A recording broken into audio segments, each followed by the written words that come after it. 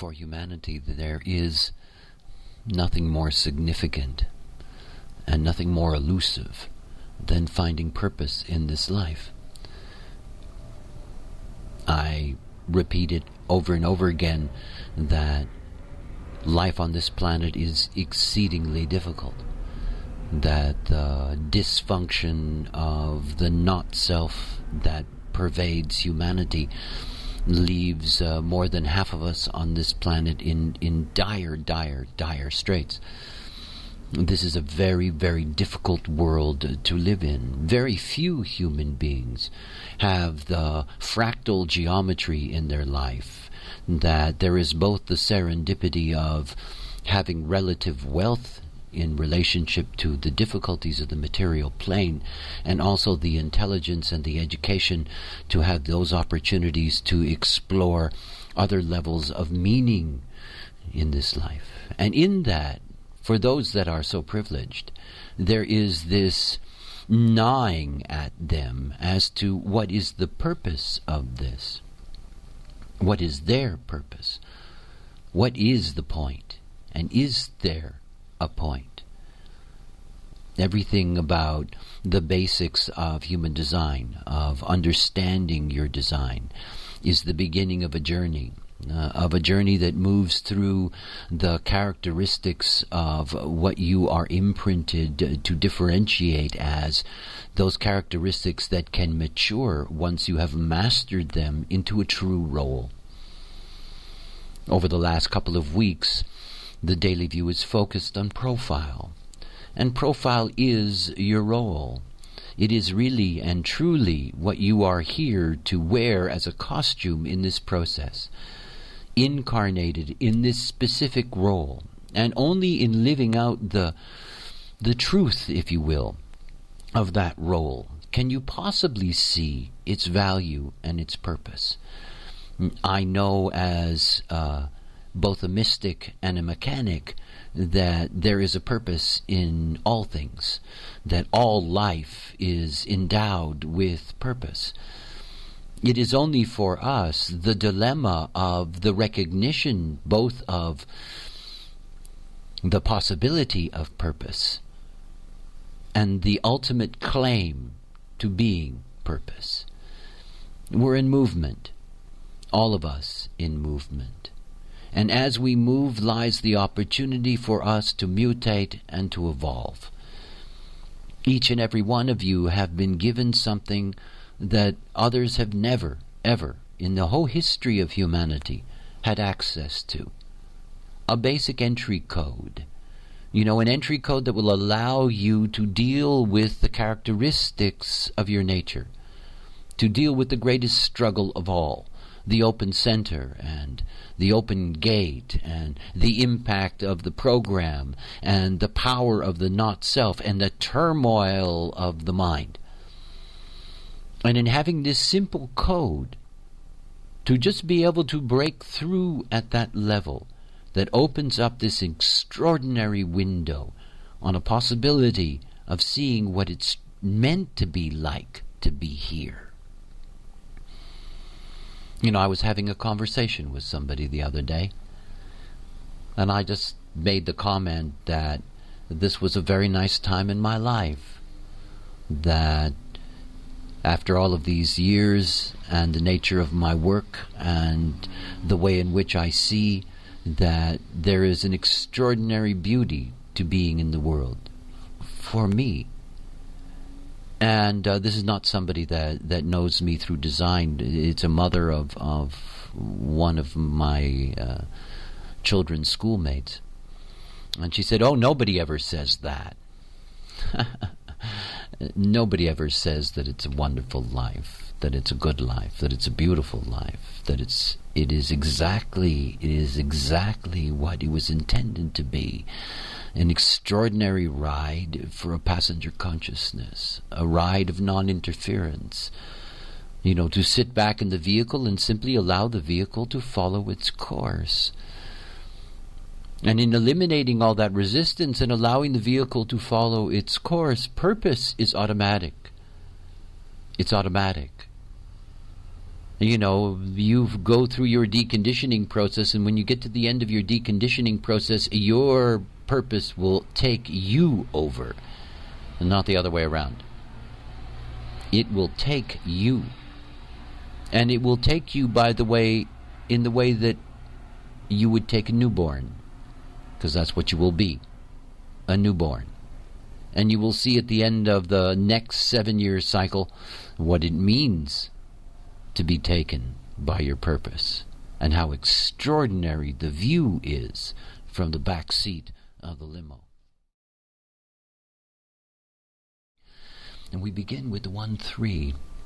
It is the very basis upon which life itself finds its foundation. It is the foundation of all incarnative processes. And it's also unusual in its configuration. If you look at the 12 profiles, 10 of those profiles, they're going to have a personality and a design that are going to be in different trigrams. But when you come to the 1-3, and as you'll see later, when you come to the 4-6, these are the only profiles in which they are fixed within either the lower trigram, as the case of the 1-3, or the upper trigram, as is the case of the 4-6. This lower trigram is important because it never extends towards the transpersonal. In other words, it is the most deeply self-absorbed of all of the profiles. And it begins with the absorption of the personality at a first line level. Remember about the nature of a first line. The underlying theme of all first lines is insecurity, and that insecurity leads to fear. Fear of the unknown, fear of the unknowable, and fear most of all of ignorance. One of the deepest drives in the first line, this line of investigation, this line of introspection, is to be able to penetrate deep enough to find a solid foundation. Without that solid foundation, there's always insecurity. Remember that whenever we're discussing profile, we're discussing something that is made up of two things that are truly different and separate from each other, that become something else when they meet. And I'm speaking of the personality and the design. The personality is who you think you are. It's what you have conscious access to. So if you've got a first-line personality, you think of yourself in terms of insecurities, fears, need to dig into things, need to find the foundation. All of that resonates to the personality. But the design, the unconscious, we have no access to it. It is a mystery. It's only over many, many years that we begin to recognize our unconscious as genuine traits of our nature. And when you're dealing with a 1-3 at the unconscious level is this third line of trial and error on the material plane. This third line of the potential of meeting difficulties in this life, things that are called mistakes and failures. And think about this. You have two things that are very different from each other. The personality framed within its 1 perspective, the design framed within its 3 perspective. And yet when we hold them together in the illusion that is us, and we bring them together as a 1-3, they are more than either. And what you have is that a personality that is designed to be fearful of those things that are not solid ends up meeting all kinds of things that are not solid. It's the 1-3 life. It is a life of discovery. It is a life of finding out what doesn't work. Oh, I've said it many, many times, but it's worth repeating. We are dualistic. We are dualistic. We are this and that. So many human beings are only interested in what works. And so there is so much focus on the delusions of what can work. So few human beings are really interested in what doesn't work. And until we find this balance, we do not find the way. And there is an enormous waste of resources if we don't have those who stand up and say, look, I've been there, I tried it, it does not work, let me tell you why. And instead, What we have is very insecure human beings who do not feel that they are worthy in this life, that feel that life is nothing but pessimism, that life only brings you to that pessimistic point of view, and that the best in life is something that can never be achieved, that one's dreams can't be achieved, and on and on and on and on and on. The great not-self disease of the 1-3s. But when a 1-3 can operate correctly as themselves, can enter into experience without the burden of inferiority and insecurity, they are the ones ultimately that build this extraordinary resume of knowledge, deep experiential knowledge, that when they share that with others, you know that they save them an enormous waste of resources. Don't go there. It doesn't work. And I know it doesn't work. So don't believe all these people who say that it does. All we need are 1-3s. Welcome to our 1-4 day. And when you look at the 12 profiles, they're actually divided in a number of ways, but one of the ways that you can look at them is that they're divided into two groups of 6. There are 6 foundation profiles. That is the 1-3 and the 2-4 and the 3-5 and the 4-6 and the 5-1 and the 6-2. And then there are 6 changing profiles. And these changing profiles are easy to recognize because the lines of the personality and the lines of the design are harmonies to each other. Like what we're looking at today, the 1-4. And it's also important to see that the changing profiles, or these changing crosses, that these changing crosses are about 1/7 as populated as the foundation crosses. If you go and visit the Human Design Global Survey and you look at the statistics relative to profile, you will see that there are 6 profiles, the foundation profiles, that have pushed way up on the scale, and then you will see the 6 changing profiles, and you will see them aligned in a row below about 1/7 the size. So when we're looking at the 1-4, so often at the personality level, when we're dealing with foundation and changing crosses, is that the personalities are the same. You know, when you meet a 1-4, who they think they are is the same as who the 1-3 thinks they are. Sort of. Because obviously from the moment they come into the world, they're going to have a different life experience. The easiest way to tell the difference between a 1-3 and a 1-4 is very simple. When you're looking at the 1-3, at the unconscious level, you stay within the lower trigram, you stay within the personal process, and of course you stay with the trial and error. The 1-3 child is a child that will challenge the authority of its parents the moment that it sees that that authority has any cracks in it. But the 1-4, the 4 is not lower trigram, it's upper trigram. It already has a transpersonal nature. And everything about the nature of the 4th line is that the 4th line is here to influence those that it knows. While the unconscious of the 1-3 is caught in falling and rising, that the unconscious of the 1-4 is looking around and seeing who it can influence. And that the 1-4 child is not interested and is not designed to see what doesn't work. They are designed to take any foundation and to externalize it. In other words, this child is not a child that will challenge its parents' cracks, if I can put it that way. This is a child that will express their influence. Very different. When you're dealing with a 1-4, you're dealing with something that is very fixed. It's very fixed.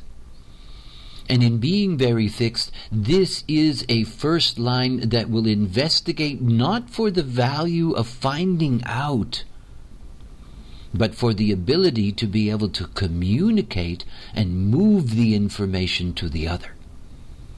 So whenever you're looking at this movement from foundation profiles to changing profiles, it's important to remember at the personality level, they're very, very similar.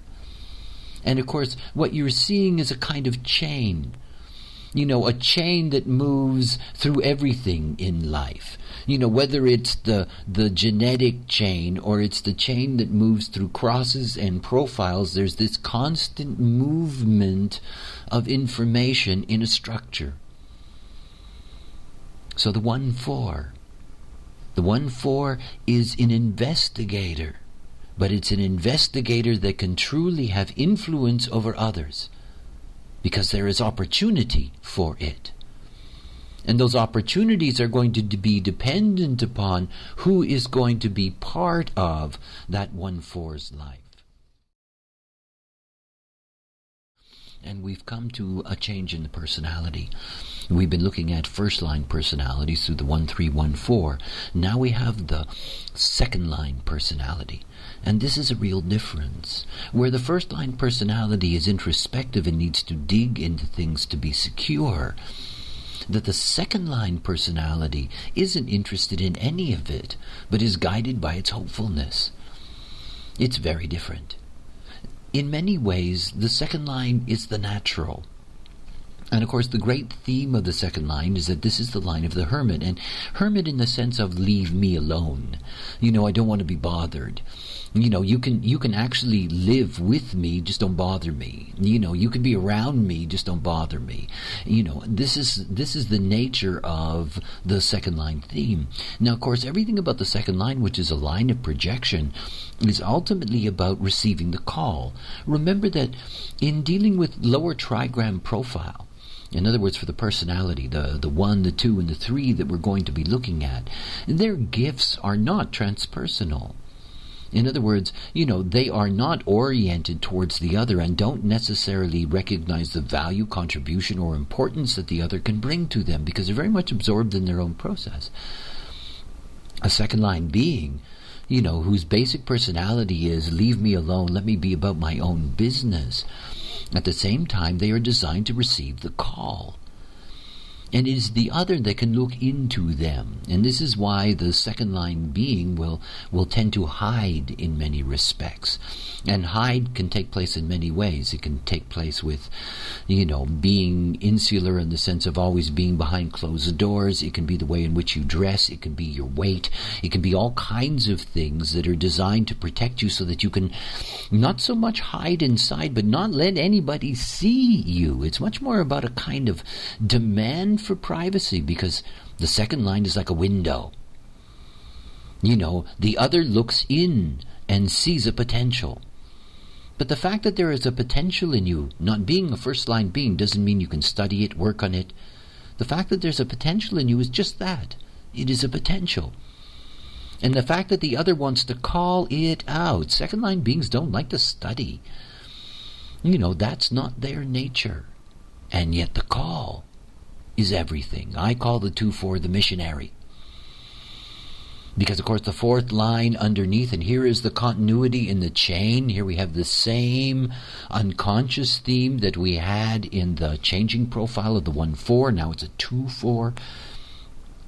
And so we have the same opportunism, the same potential of the unconscious to bring one into connection with others so that you can influence them. And everything about the 2-4 is that when it receives the call, the smoker that quits, the alcoholic that quits, in the 2-4 archetype, they become unbearable forces, trying to convince you because they've received the call. The moment they receive the call, that reticence to go out into the world disappears. Interesting about the 2-4, particularly about their mannerisms and behavior in terms of their home. And it's something I've often pointed out, is that, if you're invited into their home, please don't move anything. Don't shift the furniture. If you're going to live with them, you're going to have to accept that they're very rigid and very fixed in the way in which they want their inner life to operate. All of that is about the potential that lies in the 2-4 to be transformed. No other profile has such a deep potential and such an influential potential of transformation as the 2-4 has. And today we introduce the 5th line of heresy, the heretic, the 5th line of seduction and paranoia, and the practical. There is a great deal of pressure on the 5th line, always. The 5th line is subject to positive projection. Now that sounds very good. However, when a 5th line profile baby comes out of the womb, the instant projection of the mother is that this is going to be the most wonderful baby ever. Now, we all know that life isn't like that. We know there are good days and bad days. And the moment that there is a bad day, the reputation of that baby is going to be forever destroyed. This will never be the greatest baby. Everything about being a 5th line being, if you look at the 5th lines in the Rei Ching, you will see that they all carry a certain exalted quality. And that is because it is a projection. It is a projection that the totality hopes can be fulfilled. So paranoia is natural to the 5th line. So think about a 2-5 now. That's where we are today. We're on a changing profile. We're on the 2nd line personality. So we have the hermit personality, the leave me alone personality, and yet the personality that's here to be called. But at the unconscious level is paranoia. At the unconscious level is a reticence to be involved. The 2-5 is truly the hermit in the cave. And it's the hermit in the cave that even if it is the great enlightened force, whenever somebody comes to the front of the cave and looks in and says, oh my God, look what's in there, they're telling them to go away and leave them alone. There is something very important about the nature of the 2-5 is that they live with a terrible dilemma. The 5th line is also a seductive line. After all, it gets all of that positive projection. It's actually pulling it as well. And it means that the 2-5, while it is pushing away with its personality, is calling with its unconscious. And of course, this can lead to deep dilemmas, particularly in terms of the way human beings operate in the not-self. If you're not operating correctly, then you're never going to get to the place that all 2-5s have to get to. You see, they must motivate themselves. In other words, they must find a way to get themselves going. And the real capacity that lies within them is that because the 5th line is the harmony to the 2, it is the harmony also in the sense that where the 2nd line is here to be called, the 5th line is here to do the calling. So when you're dealing with a 2-5, you're dealing with the archetype of someone who must call themselves. It's not somebody else's call. It might be somebody else's hint, but it's not their call. This is not somebody who can be roused to their feet by the other. It's not what they're about. But unless they rouse themselves, they will never come out of their shell, because nobody else can do it. Nobody else. And it's not like you can motivate them to motivate themselves. You can't. Helplessness is an extraordinary thing. It really is. The closer that human beings can come to that place of surrender where they recognize their inherent helplessness, the easier it is to deal with everything. And in the end, it is simply about the mechanical correctness, because if you are a 2-5 and you operate correctly as yourself, you will motivate yourself sooner or later to do whatever, because it's in your nature. It is the way your vehicle operates, is intended to operate. It's the way in which you've been imprinted, and it's the only way in which you're ever going to fulfill your purpose on this plane. Now you see, profile is a costume, but it doesn't mean it fits. It doesn't. In the realm of conditioning, 2-5s are suffering whatever it is relative to their type. Whether it's anger or frustration or bitterness or disappointment, they're suffering all of those things through being trapped in the conditioned motivation of other forces in this life, when it is only up to them. And that's not about selfishness. Nobody else can do it for them. It's not like there's anything out there that's going to turn them on. They turn themselves on. I call them the black sheep. This is the black sheep profile. And I'm talking about the 3-5. And of course, we have had a change now in our movement, in our journey through the profiles. We have now entered into the realm of the third line personality. We saw the third line at the unconscious. But think about the difference. If you have a third line at the unconscious, the trial and error process is not something you're identified with. It's just something that your personality tries to figure out. But when you're dealing with it at the personality level, everything that you think of as yourself is on trial. Every day, every moment, all the time. Who you think you are is a third line trial and error being who is fundamentally pessimistic about the nature of being. Look at the 13th gate third line. There is this belief that the best can never be achieved. It is inherent in the third line to discover that life isn't all it's made out to be, whether that's about love or career or anything. And at the personality level, one is deeply identified with one's mistakes and failures in this process. Third line personalities suffer a great deal in this life. And they suffer a great deal because their process of discovery is not understood. Not only is it not understood, but in fact, they are punished for being what they are. They are punished for discovering that things don't work. They're told they were supposed to find out that it does work.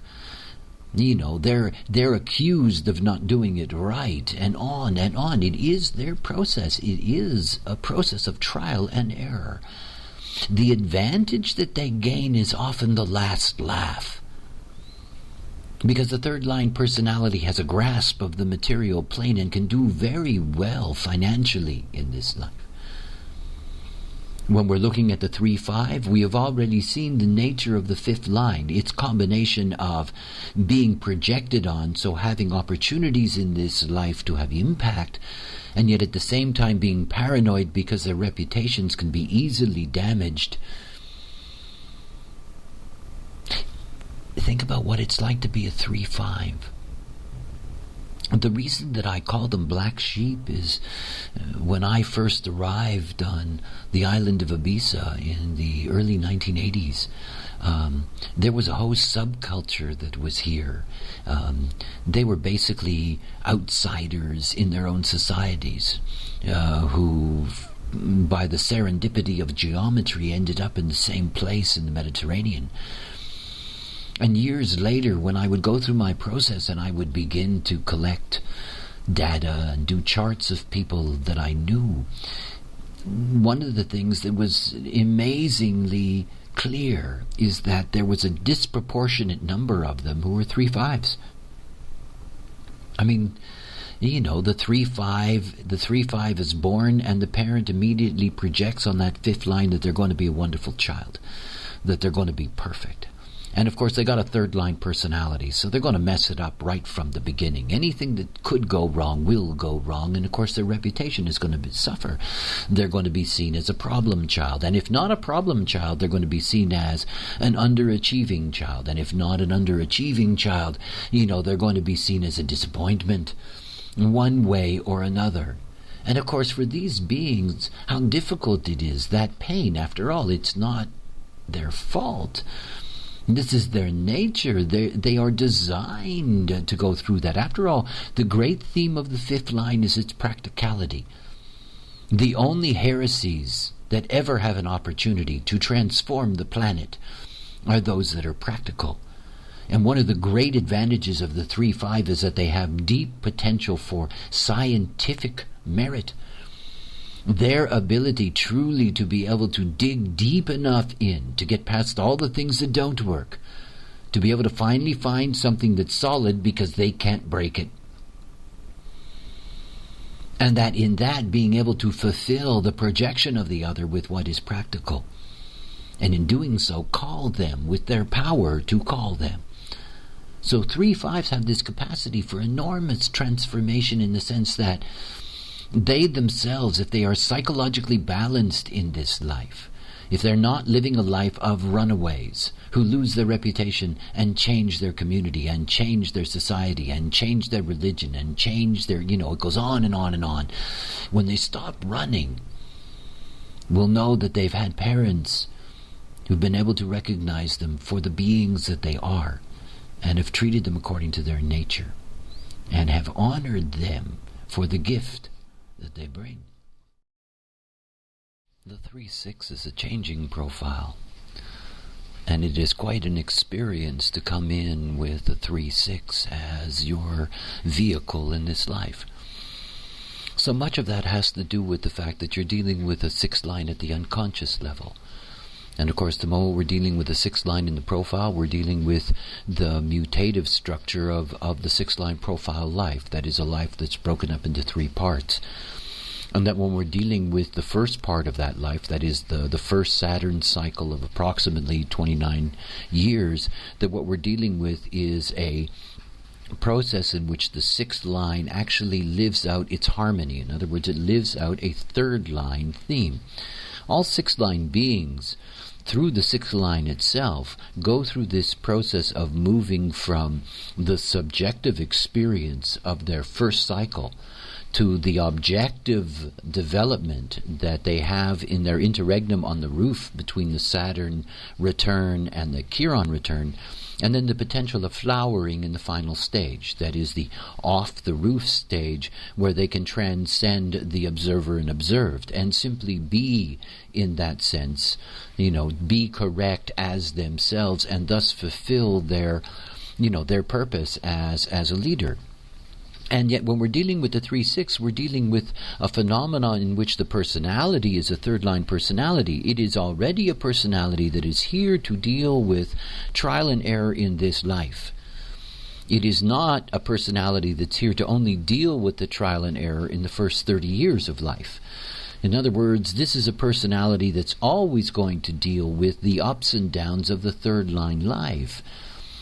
And so in the first part of their life, in this first Saturn cycle of the life, the 3/6 has to live out the 3/3 theme. Now, at one level, there is a consistency in it.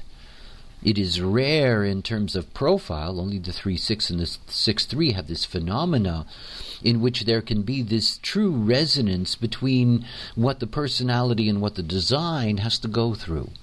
But given the nature of the not-self, the advantage of such a serendipity is rarely taken. The not-self in dealing with 30 years as a 3/3, gets deeply, deeply, deeply pessimistic about the nature of being. They are simply pessimistic. That the credo of the 13th gate, the 3rd line, that the best can never be achieved, becomes the credo of their life. And yet at the unconscious level, they're not there to be stuck with that 3rd line. There is this movement that's going to take place in their 30s. That is a movement that's going to change from the unconscious level. In other words, despite the concerns, for example, of the personality, that the personality will no longer have this pure resonance with its unconscious. The unconscious isn't going to be as concerned. The unconscious isn't going to be as subjective. Now, most 3/6 beings who are not self, who don't have the opportunity of this knowledge, that the difficulties that they have in the first 30 years are difficulties they never get to transcend. In other words, they never escape them. They never escape the pain that is inflicted in that process. And again, it goes back to my deep concerns about anyone who carries a 3rd line theme or 6th line beings who live this theme in the first part of their life. To really understand the nature of the 3rd line and its extraordinary beauty. That this is all about discovery. It's all about finding out And it's all about finding out the truth in many ways, because the truth can rarely be kept from a third line being. Sooner or later they're going to see what's wrong. Sooner or later they're going to find out, because that is their way. And that if we raise our third line children positively, that their third line process is not one of failure and mistake, it's one of search and discovery, then we are going to have healthy third line beings, and we're not going to have these dilemmas. The 3-6 child needs to be nurtured in a very special way. They have a great potential to explore, an enormous potential to discover, and a tremendous material potential in their life. The 4-6 is the close of the right angle process. And it is a beautiful mirror to the beginning of the process that we looked at when we examined the 1-3. When we looked at the 1-3 right angle profile, we saw that it is unusual in that both of its lines, both the personality and design, are in the lower trigram. It gives the 1-3 that special quality of self-absorption that is in their nature. And when we come to the end of these 7 right angle profiles and we come to the 4-6, again we come to the same configuration on the other side. In other words, that what we're dealing with is we're dealing with the only profile that has both lines in the upper trigram. Now, one of the main differences between the lower and upper trigram is the way in which they deal with the other. When you look at your design and you look at an activation in your design, if that activation is a 1, a 2, or a 3, then you're really focused on the gate itself. You're not in any way particularly interested on what's on the other side of the gate, which means that you can often be quite surprised by being conditioned by it when it arrives. And when you're dealing with the 4 and the 5 and the 6, the 4, 5, and 6 being upper trigram have a transpersonal quality. And if you have those activations in a gate, it's looking across to the other side. So when we're dealing with a 4-6, despite the fact that it is right angle and has a geometry of its own personal destiny, it has tremendous transpersonal skills. And the key, of course, to the core of those skills lies in the 4th line personality. Now here we meet the 4th line personality for the first time. The 4th line is the line of influence. It is the foundation of the upper trigram, the harmony to the 1st line. And so it is fixed. But it's not fixed in its pursuit of knowledge. It's not fixed on investigating. It's fixed on influencing. What it wants to be able to do is take a foundation, not examine it, but take it and pass it on. And so the 4 is influential, and the 4 operates through opportunism. In other words, 4th line beings find their way in the world through those that know them, that can help them. They are the ones who, their friends, their acquaintances, the circle of associations that they make up in a lifetime, out of that lies their potential for opportunity and to be influential. A 4th line being can only influence people it knows. No sense being a 4th line being and trying to sell things to a stranger. It'll never work. But if you're a 4th line being and you're selling to somebody you know, then you're going to be invariably a success. And so everything about the 4th line opportunism is so important.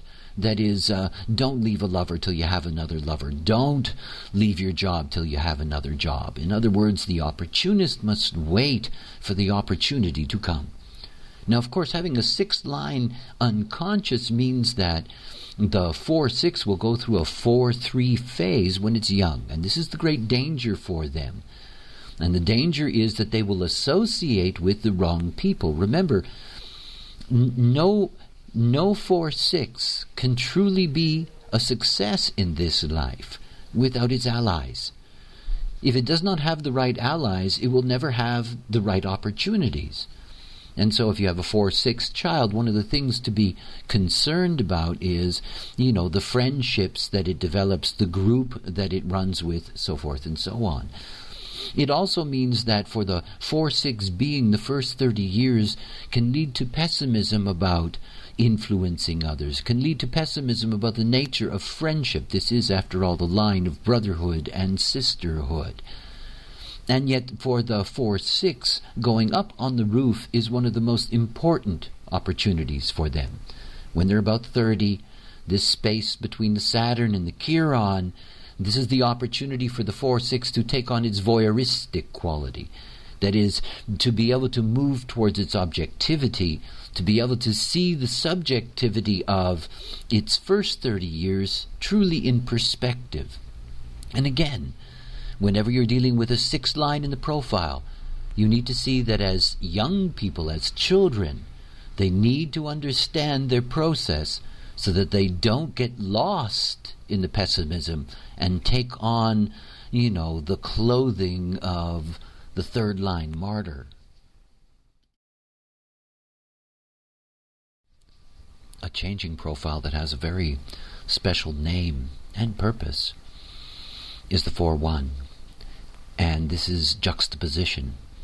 And you'll notice that as we went through the right angle progression, on the design side, we were always staying within the same hexagram. 1-3, 1-4, 2-4, 2-5, 3-5, 3-6, 4-6, and then 4-1. And of course, this is the shift that's taking place away from the right angle.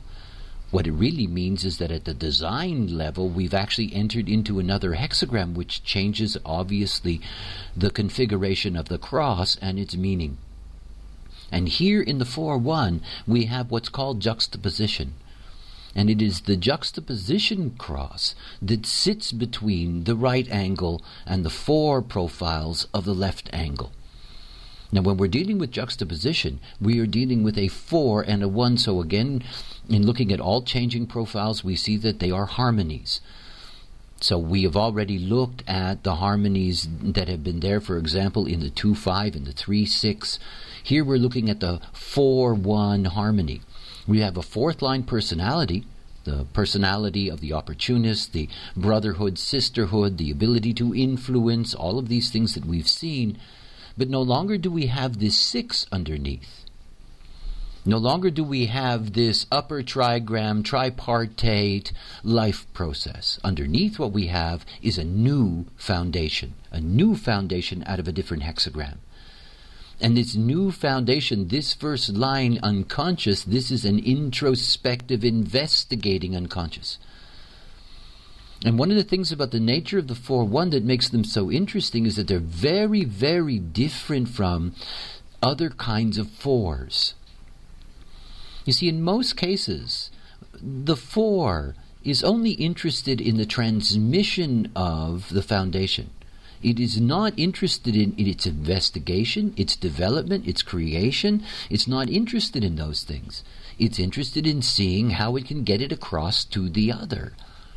And in the configurations of the 4 that we see, all of them operate that way except the 4-1. Because the 4-1 is very unique in the way in which it tries to express its influence. It tries to express its influence based on its own investigation. And as such, there is nothing more fixed than a 4-1. The other thing is that the 4-1 has a different geometry than the right angle. Right angle geometry is a geometry of personal destiny. Personal destiny. But the moment that we reach the 4-1 juxtaposition, this transformation that has taken place at the design level, what we have here is fixed fate. Now, what's so interesting about the nature of this fixed fate is that it's really rooted in the 4-1's inability to take influence from the outside. It cannot. It has that deep, deep 1 underneath that will demand that only what it investigates, only what it is secure in, is what is going to be expressed. You know, it's one of those things about a 4-1. If you have a 4-1 that has come to the conclusion that the world is flat, there is absolutely nothing you can do to convince them otherwise. It doesn't matter whether you show them photos. It doesn't matter whether you take them into a spaceship. It doesn't matter what you do. They are not, in the end, going to accept that. because that's not what they're here for. It's not what they're here for. They are here to be a unique bridge between the right angle process and the left angle process. They are the juxtaposition, and their unique influence is what makes that bridge possible between the two. And in that sense is the key ingredient to the chain of what this genetic construct is in that particular or whatever particular hexagram.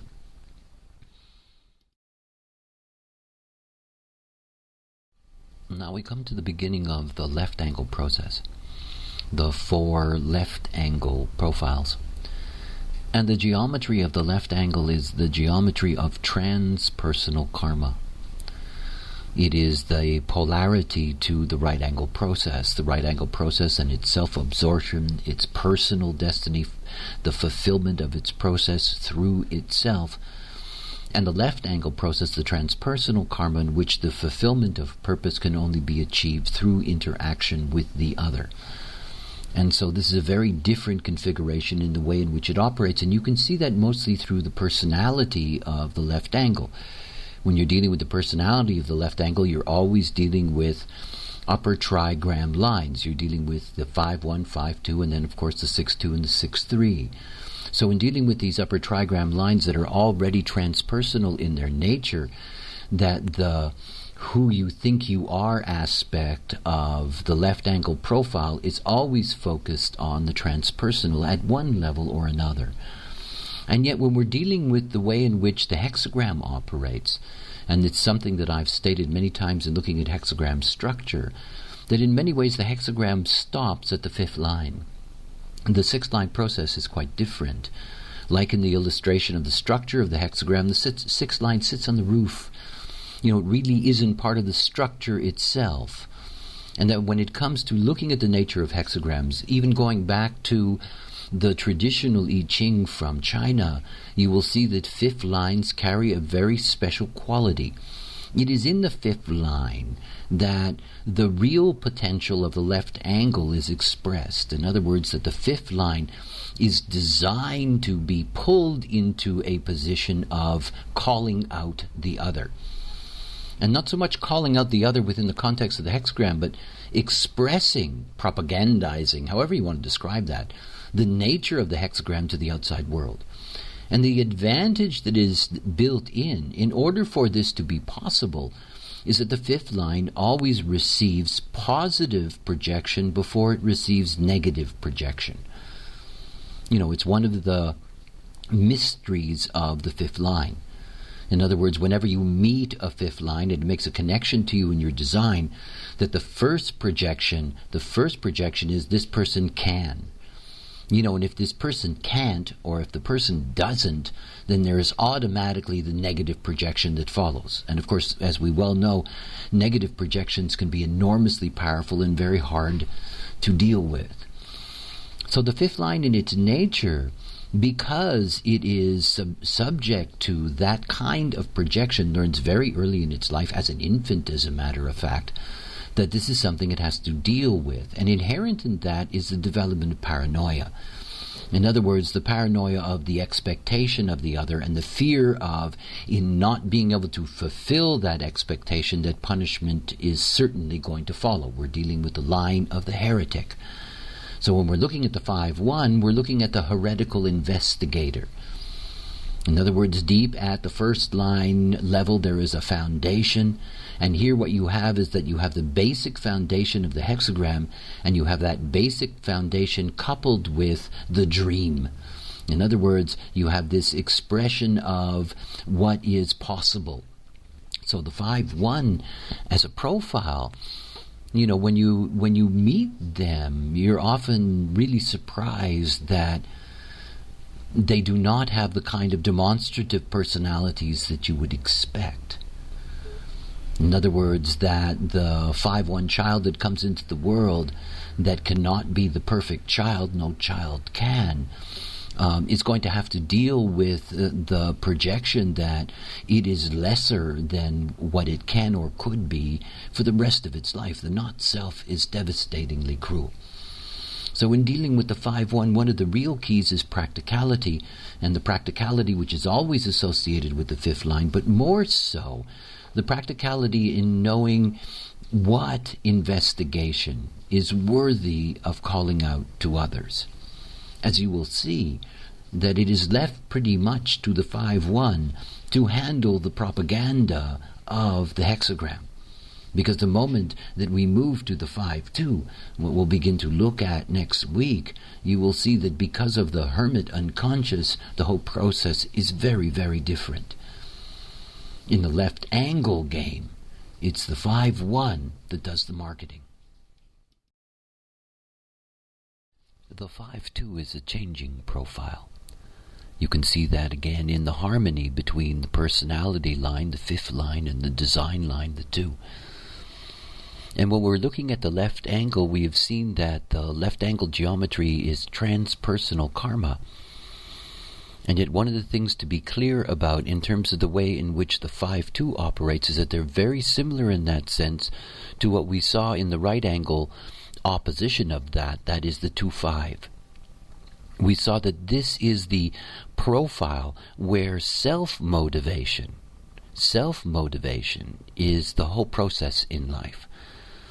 Now, it's a very different procedure when you come to the fifth line personality, because the fifth line personality, because it receives projection, because it has an inherent concern, even a paranoia about whether or not it can fulfill the projection, and the fear of being punished if it does not fulfill the projection, that it's not so easy to get a 5-2 to stand in the window and call out to others. That is the role in that sense of the way in which the fifth line operates as a call to the other. So here in dealing with the 5-2, we have a totally different phenomena. We have a second line design. And that second line is the hermit. It's withdrawn. It is in itself waiting for the call. And here you have the core of this whole process of self-motivation. That is, the personality must call its unconscious. It must call itself to action. It must call itself to go out and to fulfill its role. And it means that it is not open in any way to the pressure of the other to drag it out. So many 5-2s are reclusive in their lives. And not simply because they have a second line, design that brings out the hermit in them, but this combination of the fifth line personality with the second line unconscious, there's an enormous concern about the risks of going out beyond the cave. How risky it can be. And so when we're dealing with 5-2s in the world, and again, we're going to see that given the population of the planet, there are a lot of 5-2s, that everything about raising them is clearly leading them towards moving themselves. The more you try to goad them, the more you try to push them, the more you try to pull them out, the more difficult it's going to be. And one of the things about children, like 5-2 children, if you want them to be turned on about something, leave it around. Leave a brochure on the table, a magazine open in exactly the right place, the kind of thing where they can run into it themselves and motivate themselves to it. But the moment that you try to push them, the moment that you try to pull them, there's going to be this enormous resistance. And of course, unlike the 5-1, that can get to a place where it is secure in its foundation, there is no security in the foundation for the 5-2. They are at the unconscious level naturals. And it takes a tremendous amount of courage for them to stand and make the call, when in fact they can do nothing better than make the call, because it's very difficult for them to back it up, to substantiate it. Which is why when you look at the exponents of the hexagram, that it's the 5-1s that dominate. These are the true heretical forces that the average human community is going to have contact with. Rarely are they going to meet, or rarely are they going to be attuned to, that 5-2 heretic. I mean, rarely are they going to emerge in society and take on the role of the heretic. What's so important for them is that they find a way to motivate themselves to enter into this life correctly. In the end, for 2 5s and for 5 2s, their strategy is truly an extraordinary blessing. The sixth line is truly different from other lines. It is in that sense not part of the hexagram, it's the roof. It is the view from above looking beyond. And we know in the context of human design that the sixth line in and of itself embodies a deep mutative force. It is sixth line beings, that is human beings that have the sixth line in their profile, that are carrying this very unusual mutation of the change in the human lifespan. And that is, since 1781, since the advent of the nine-centered being, we have moved out of the Saturnian cycle into the Uranian cycle. A vast shift in the way in which we develop, in the way in which we mature. No longer are we on, a 39-year wheel. We are on an 84-year wheel. And as such, we have a totally different process in this life. Rather than the midlife crisis being at 15, which is why we still have such a high incidence of teenagers who are depressed and, who want to be free so that they can look after their own lives, because that's basically the way we've been operating for about 70 or 80,000 years. And now we have, this new process in which, in fact, maturity isn't even something that one can get to until one's at one's midlife. That's 40 years on the planet. 40 years in a sense of being, a child man, a child woman. So it's something to keep in mind that when we're dealing with the sixth line, we're dealing with this vast transition in the way in which we live out the life process, and sixth line beings are carrying that mutation. And the way in which that mutation is expressed is that they have a tripartite life process, 3 aspects of their life. The first being the Saturn cycle. And of course the nature of the Saturn cycle, this is for the sixth line being, they live out the qualities of their harmony, and that harmony is the third line. That third line of trial and error, of pessimism, of the potential of failure, mistakes, the whole process of discovering the pain of what it is to live in the world. And for most sixth line beings, this is a deeply chaotic time in their lives. By the time they get beyond their Saturn, there is an interregnum. We call it being on the roof, between the end of the Saturn cycle and the beginning of the final cycle, which comes at the Chiron return at around 50 or 51 years of age. For those approximately 20 years, there is a movement towards the thematic of the true sixth line. That is a movement for what was traditional objectivity, to move away from pessimism, to move to optimism.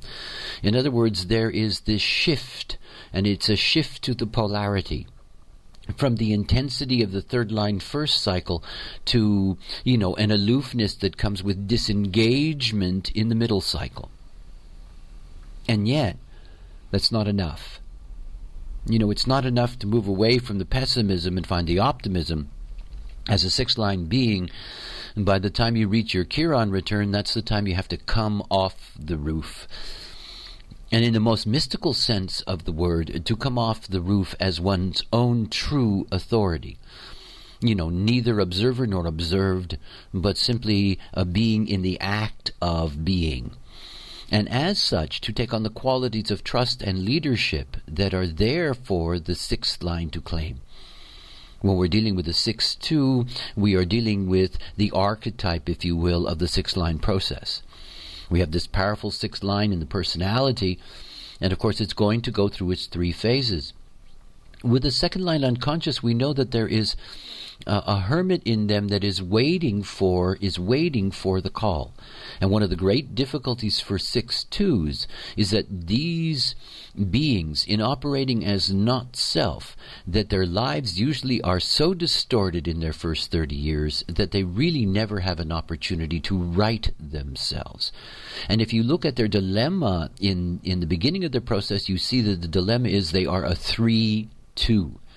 In other words, they have trial and error in the call. And so, these are people up until around the time that they're 30, that can be turned on by things, called to things that are truly not good for them and get stuck there. The most obvious, without being dramatic, is simply, what you're going to study, for example, as a career in your life. And you get the call, in your 3-2 stage that you're going to be whatever, a lawyer, a doctor, an engineer, you name it. Only to discover that by the time you get to your Saturn, that the whole thing depresses you and you don't want to have anything whatsoever to do with it. In other words, there is trial and error in what you can accept as the right call for you. Now, we know very well that without a true inner authority, it's not possible for anyone to operate correctly other than through occasional serendipity and good fortune. The fact of the matter is that for a 6-2 being, those first 30 years are instrumental in what their lives are truly going to become. The 6-2 on the roof, can be enormously successful in this life. But often they are so deeply scarred from their process in the first part of their life that all they can really do is indulge in the relief that their life is no longer so intensely negative, that they're slowly beginning to find the positive in their process. It is a warning that I give to all 6-line beings that, you need to operate correctly as yourself by the time you get to your Chiron, because the pressure of coming off the roof is really profound. And 6-line beings, because they are mutative beings, are vulnerable. And so, this is a time for you, if you're a 6-2, regardless of where you are in the drama of your cycles, that now's the time to experiment with your strategy and to truly honor your inner authority, because it is the only thing that will bring you through to the place that will really make a difference. The 6-3 is the end of the profile structure, and it's the beginning of the next one. After all, it is a chain. And when we move from the 6-3, we will move to the next 1-3, and we will have the shift to the beginning. The 6th line is a line of transition. The 6-3 is a transition or changing profile, and it is at the end of the structure. And one of the most difficult things for a 6-3 when it comes into the world is to be here and not somewhere over there. It's the great dilemma for them. They are always looking somewhere else. And because of that, so often their life is on a kind of 3rd line automatic pilot, particularly in the first 30 years. Whenever you're looking at the 3-6 or the 6-3, you're looking at a Saturnian cycle that is fundamentally a 3-3 theme.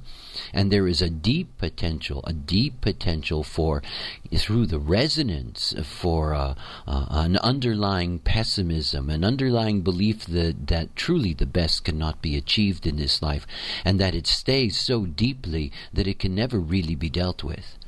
And one of the things to see about the 6-3 is how different they are from a 6-2. This transition that takes place at the design level is a huge transition.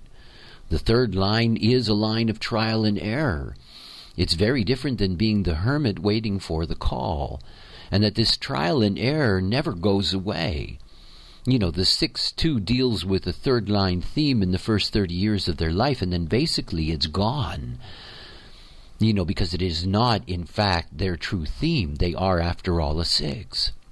The same is true for the personality of the 6-3, but at the unconscious level, that 3 never goes away.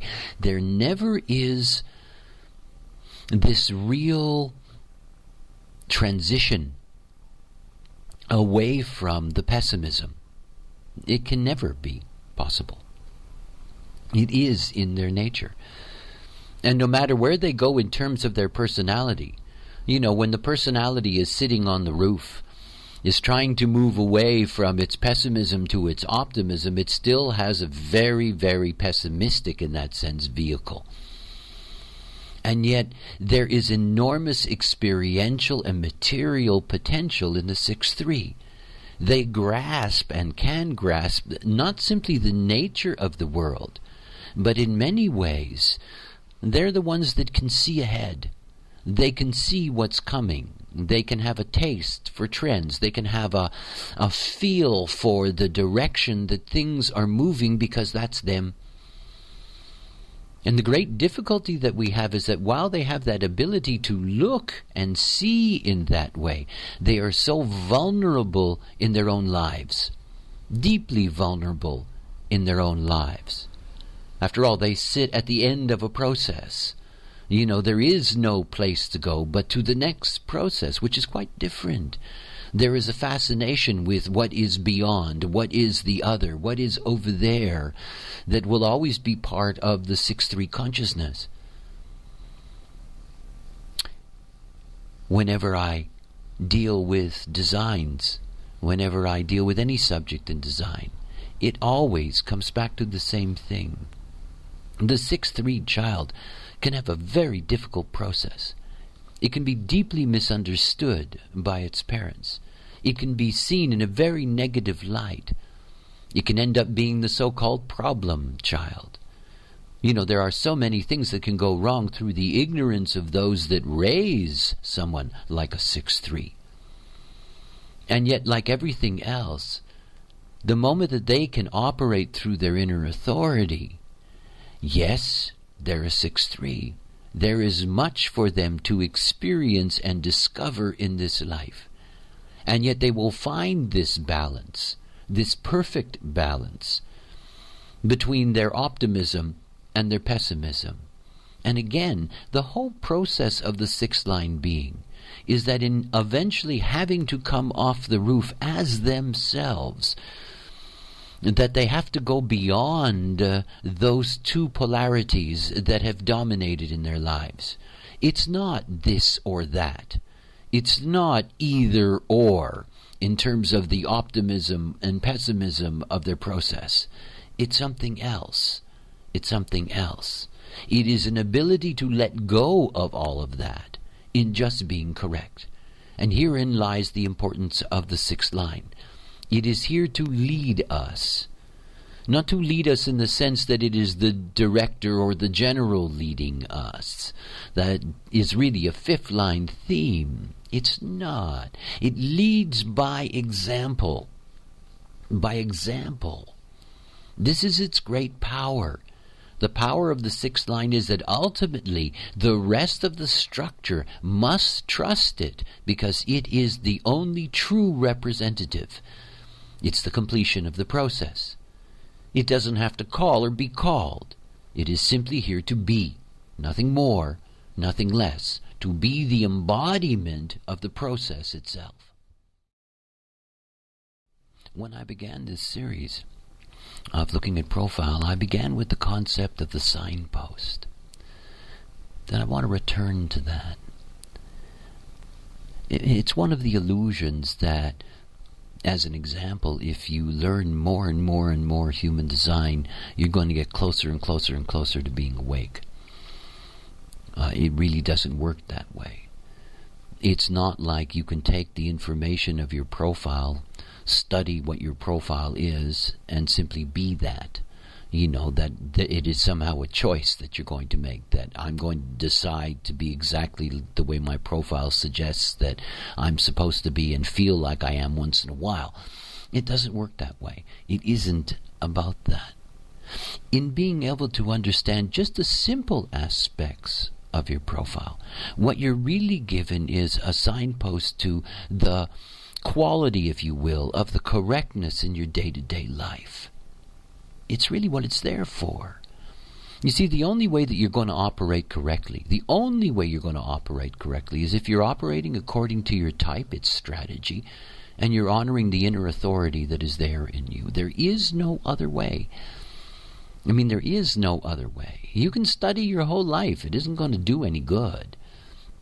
So many human beings are lost in the pursuit of truth. You know, they're just lost. I mean, after all, 71% of humanity has an open head center, and they think about an enormous amount of stuff that really does not matter to them in this life. If you're a first-line being, if there's a first line in your profile, and you're entering into anything without having depth, without feeling secure, without having done your homework, you're not following, you know, the signpost that's going to show you very clearly that's not what you're about. It's not. You know, if you're a first-line being and you're goaded into doing something or seduced into doing something or persuaded into doing something before you are ready to do it, there's that signpost standing there and saying, wait a minute. I didn't do my introspection.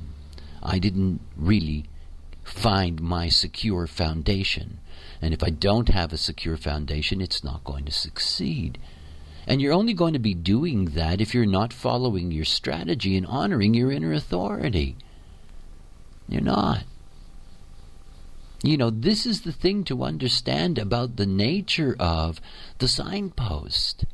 You're a third-line being.